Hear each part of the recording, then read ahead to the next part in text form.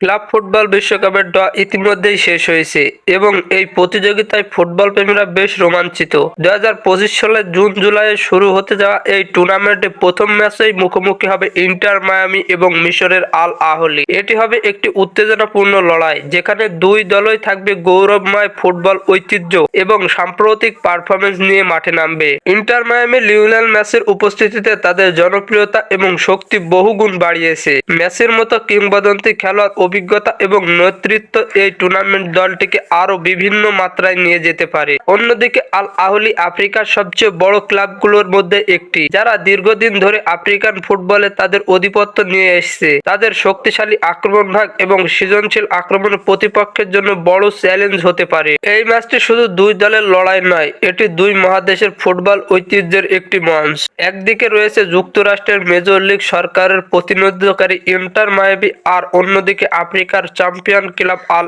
আহলি। ম্যাচটি শুরু থেকে রোমাঞ্চকর হবে বলে আশা করা যায়, কারণ দুই দলে তাদের সেরা ফর্মে শুরু থেকে আছেন। এই লড়াই শুধু মাঠের খেলাতেই সীমাবদ্ধ থাকবে না, এটি হবে ভক্তদের আবেগ উন্মাদনা এবং ফুটবলের প্রতি ভালোবাসার উদযাপন। সুতরাং এই ম্যাচের দিকে নজর থাকবে ফুটবল প্রেমীদের। 2025 সালের ক্লাব বিশ্বকাপে এই ম্যাচটি নিঃসন্দেহে একটি স্মরণীয় অধ্যায় হতে থাকবে।